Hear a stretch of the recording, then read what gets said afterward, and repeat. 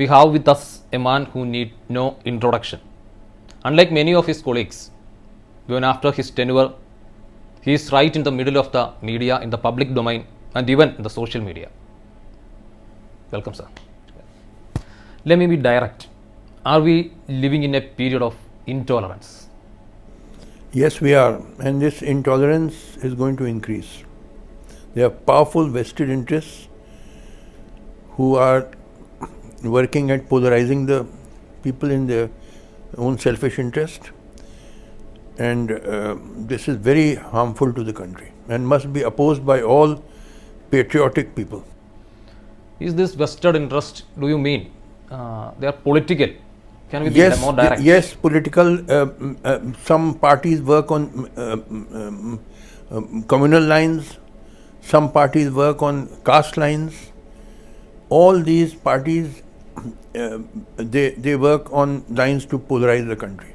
And therefore all these politicians are a set of rogues and rascals who have looted the country, who divide the people on caste and religious lines for their vote banks, and they deserve to be shot.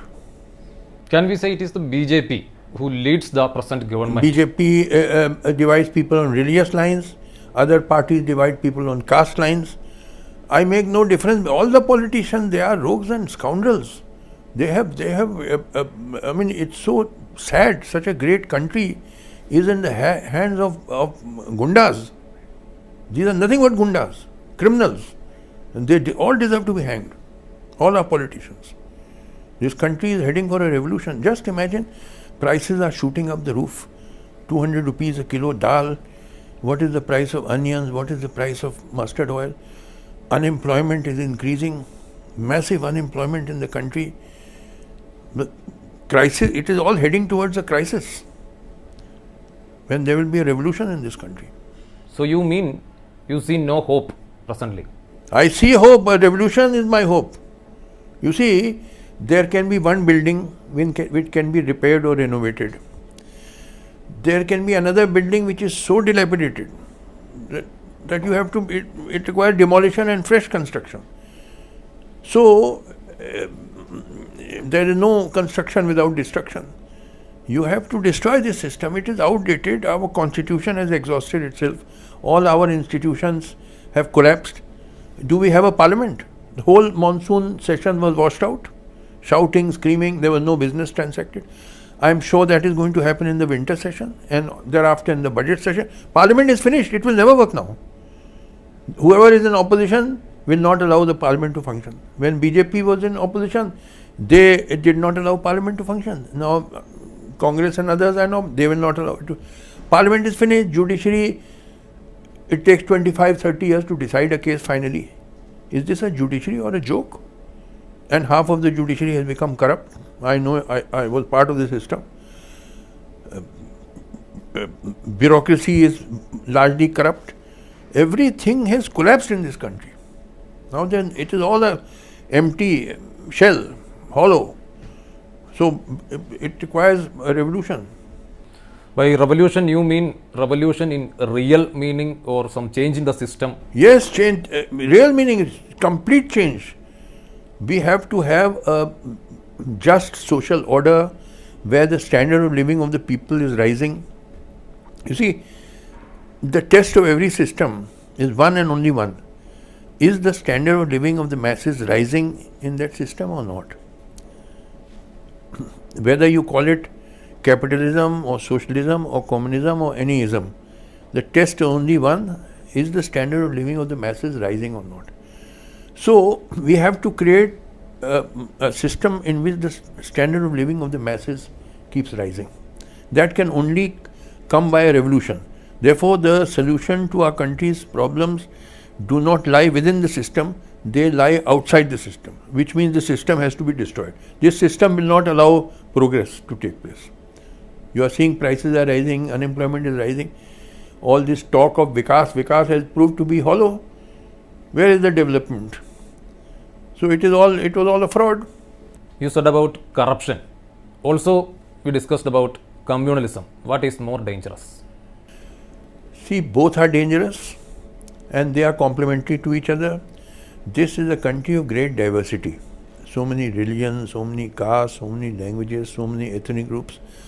So the only way to keep united and progress is secularism and giving equal respect to everybody. So communalism is an enemy of this nation. All those who are communal are traitors to this nation, enemies. And similarly, casteism is also an enemy to the nation. Corruption is also an enemy to the nation. At every level there is corruption in this country. So very tough measures have to be taken, which is not possible within the system. It is when some kind of like in the French Revolution, when it came, then they guillotined all these aristocrats. They cut off their necks. You have to do the same, because these fellows, these politicians are incorrigible. They cannot be reformed. They have to be shot or hanged. They will not change them like a leopard who cannot change his spots. These politicians will not change their nature. They have no genuine love for the country. They only want their vote banks, for which they spread hatred, polarize people. So are they not enemies of the country who divide people and make people fight with each other? We discussed about communalism and casteism.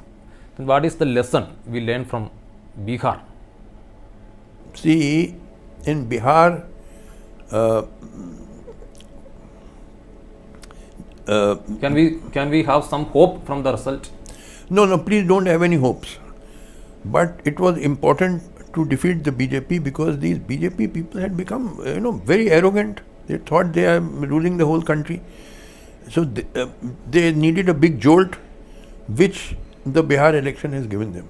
But please don't have any illusions about those who have won the elections. Please don't have any illusions about them. They are part of the system, and as I said, the solution to the country's problems lie outside the system, which means after a revolution. So nothing substantial will change in Bihar. But yes, one good thing happened was that these BJP people had to be given a big slap on their face, which was given by the people of Bihar. Yes, this arrogance. Many leaders like arrogance and spreading communalism. These people had, just see what they were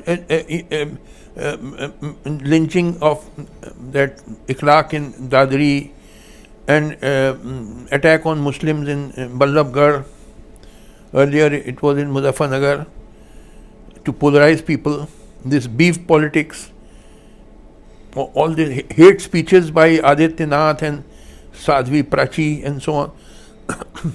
I mean, this was being deliberately done to spread communalism. How can we say that it is deliberately being done? Because I'll tell you very simply. BJP vote bank in North India, like I belong to UP, Bihar, the big states, is the upper caste Hindu votes.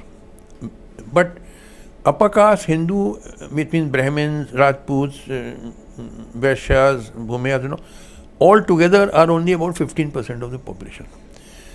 Now, you cannot win an election on just 15-16% population. You require at least 31-32%. You don't require 50% because others are divided.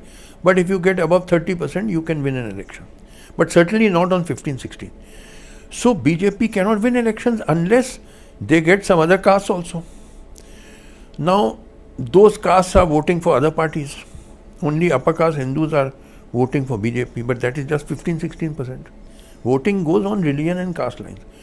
The only way BJP can succeed is by spreading communal tension and communal riots, because as against Muslims, other Hindus tend to unite. Otherwise, they are divided on caste lines and voting for different parties. But for example, Babri Masjid issue, Ram Janmabhoomi, on that they united as against Muslims. So BJP can only thrive when there is communal tension and communal hatred and communal riots. Otherwise, they will just see what happened to them in Delhi and what happened to them in Bihar. Because that Vikas slogan which had got them votes has proved to be hollow, empty gas. There is no Vikas. There are no jobs are being created. So the only way now they can win is spreading communalism, and that they are going to do. Do we need to discuss beef in a manner as we do now? Listen, regarding beef was of course being used by these BJP people and all, but I have expressed my views earlier also. I eat beef. Today I eat beef in your hotel. I am a Hindu Brahmin, Kashmiri Brahmin. I don't see anything wrong in eating beef. Most of the world eats beef. America eats it, Europe eats it, Africa eats it, China eats it, Japan eats it, Australia eats it, Thailand eats it. In parts of India, your Kerala people, Northeast people eat. So are they all wicked people? And we alone are sadhu sant. And how can a cow be a mother? You say go mata. Can a cow be, can an animal be a mother of a human being? Is it not nonsense? I'm not compelling you to eat beef. Don't eat if you want. I want to eat, let me eat. Similarly, I tell even Muslim, you should eat, if you want, you eat pork. Nothing wrong in it. When it was banned by Islam, at that time there were no modern dairies. These pigs used to eat filth on the road and all, and if you ate their flesh, you would get diseases like tapeworm. But today, pigs are bred in modern dairies, and they are neat and clean. I have been eating ham and bacon for 50 years. I have not got tapeworm. Jinnah the founder of Pakistan used to eat. So nothing wrong. So I have told Muslim you eat pork, and I have told Hindu you eat beef. I am not compelling you, but I said nothing wrong in it. And as regards they say, oh, it is against Hinduism, against Islam. I have said, look, let me tell you, all religions are superstitions and false. The truth lies in science. I uphold religious freedom. I am against trying to suppress anybody's free. You want to go to temple, church, mosque, you should be free to practice your religion. At the same time, the patriotic intellectuals should spread among the masses the idea that all religions are false and superstitions. The truth lies in science. That alone will take you on the path of progress. So, this beef these people are propagating, they think they will get some votes, but actually they will not get votes. You know why? See, when the prices of foodstuffs are shooting up, when there's so much unemployment, so people first want food and jobs. Religion will come later. So now you cannot befool the public by talking of beef. That did not succeed in Bihar. So if these people think that by spreading this beef politics, they will get votes, they will not, because now people have seen through all this. When prices are rising so high, unemployment is rising so high, they know that real thing is food and jobs, not beef. All these things are happening in the country. Intolerance, arrogance, lynching of people, everything is happening, communal riots. And our Prime Minister is creating a somewhat other perspective of the country while traveling abroad. And large number of people are coming to see him, attend his functions. Listen, I was told, firstly he went to Wembley. I don't know whether you have idea of England. Wembley is a place in near London where there is a big concentration of Gujaratis. Just as Southall is a place where there is a big concentration of Punjabis. So different localities in or around London have concentration of people from different parts of India. He chose Wembley because the Gujaratis firstly. He's got more Gujarati supporters. All very well planned. And secondly, I was told by, in fact, that many of these tickets were given free to people by the organizers. And people had just come to see a tamasha. And how does it benefit India, tell me? Has it reduced unemployment? They say he goes there to get foreign investment into India. Firstly, foreign investment will not come into India. Because the businessman, whether Indian or foreign, he wants profits. He is not here to do charity. Why will he set up a factory in India when there's most of India, there's no infrastructure, there's massive red tape, there's so much corruption. Are any industries being set up in India? Even Indian businessmen are not investing in India. Why will foreigners invest in India? How do you rate our Prime Minister, Narendra Modi? He's a big fraud. He created an illusion, Vikas. You know, at that time, before May 2014 election of Lok Sabha, I was chairman press council. A lot of young people from all over India came to meet me, from universities, and I asked them, and they were solid supporters of Modi. Why? Because he said there will be vikas, development, and that created the illusion that millions of jobs will be created. So they all solved it, because young people want jobs, but there are no jobs. Jobs can't be created by shouting slogans. Jobs are created when the economy is rapidly expanding. But the Indian economy is stagnant. Rather, it is shrinking. Latest figures show the manufacturing decline, export decline. So, in fact, jobs are becoming less. Recently, UP government advertised 350 jobs of PNs, class 4 jobs, chaprasi job. There were 25 lakh applications, of which 250 PhDs, 2500 MSc, MBA engineers, 25 lakh for 350 jobs of PNs. You can imagine the level of unemployment. So where is the vikas? It was all fraud. It befooled the public. How can we interpret his silence in all these issues? They are arguing that the Prime Minister need not attend to all the issues, need not answer to all the questions, all the happenings. See, I am saying the test is one and only one. Is the standard of living of the masses rising or not? Which means, are people getting jobs? Are people getting food? Are people getting health care? In these 18 months, has anything been done, or just stunts like Swachhata Abhiyan, cleanliness drive, or Yoga Day, or what was that? Ganga cleaning? All these are stunts.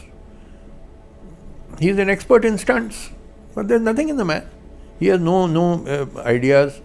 He is a hardcore RSS man. RSS people, what are they except their hatred of rabid anti-minority people, hatred of Muslims and Christians. There is nothing in them. They are not even Hindus. They have no idea, this RSS and BJP, about the great Hindu intellectualism. All they spread is hatred of minorities. Then that is all they have in them, in their arsenal. According to you, how the intellectuals of the country should respond to such a situation? Some artists are returning their awards. There is criticism against such a move also. How they should respond? Yes, rightly so. They should oppose these divisive elements, these divisive forces, because it must be remembered that India is a country of great diversity. So the only way we can remain united and progress is by secularism and by combating communalism. So I am fully in support of these people who are returning awards. It is true, they are not very rich people, not very powerful or effective people. They are middle class, ordinary people, and some of them had got benefits also. But this is to be appreciated, that they have stood up against this spreading of hatred, communal hatred. They are to be appreciated. Apart from this direct political issues, we see so much energy in you while responding in handling the social media and the new platforms of communication. How come? See, people have sometimes told me that, Justice Katju, why is it that you are always in some controversy? Why is it you are always creating controversies? I said that, look, I have no desire to create controversies. Believe me, I am a very shy person. I remain in one room the whole day. You can ask my wife, I don't go out anywhere. But I have one great defect in me. And that is, when I see my country going to dogs, I cannot remain silent. And therefore I speak out. And when I speak out, I become controversial. Like my statements on Gandhi, he was a big fraud. Subhash Chandra Bose, he was a lackey of the Japanese. Tagore was a British stooge. I mean, you people have been befooled. 90% Indians don't have brains here. They have gobar and bhusa here. Full of casteism, communalism. So my effort is to remove your cow dung from your head and put in brains there. And for that, people say, oh, you are publicity seeker. I have no desire to seek popularity. But I certainly feel very strongly for my country. I mean, you should be, by now, you should have been like North America or Europe, highly prosperous, highly developed, highly industrialized country. But the fact is, this is a very backward country. You people, for example, most of you look down on Dalits. Is this true or not? Will you give your daughter in marriage to a Dalit boy? That is the test. Many parts of India, they will kill the girl if she marries a Dalit or a Muslim. Honor killing. So this shows this is a very, very backward country full of casteism, communalism. 80-90% Hindus are communal and 80-90% Muslims are also communal. The communal poison injected after 1857 is so deeply entrenched, it will take 20 years to remove it. So when Muslims are thrashed, most Hindus are very happy. Like in Gujarat, when 2,000 Muslims are massacred, most Hindus are because most Hindus are communal, just as most Muslims are communal. And because 80% people are Hindus, they are very happy if Muslims are given a beating.